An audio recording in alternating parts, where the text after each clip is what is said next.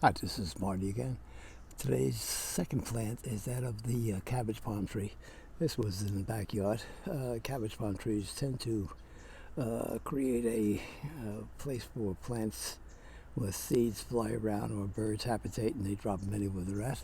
Cabbage palm is the place where they'll probably end up, but quite a few will grow, but they won't survive. But some of these plants, that's like a ficus. Ficus is, I guess, like a cousin of the not related plant-wise, but they hang out together. Ficus seeds end up always in a cabbage palm tree. So here we have a division of one. But the reason I was taking a picture of it is I caught the seed bracts at the top. As you can see, there is numerous. Let me see if I can do this with the video. There we go.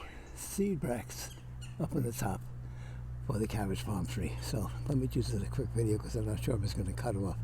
But this is the cabbage palm tree, a staple of the Florida environment. Probably one of the cheapest palms that landscapers use to put in an environment around a new home. So there you go. Like I say, please like the video, subscribe to the channel, and thank you for stopping by. Bye-bye.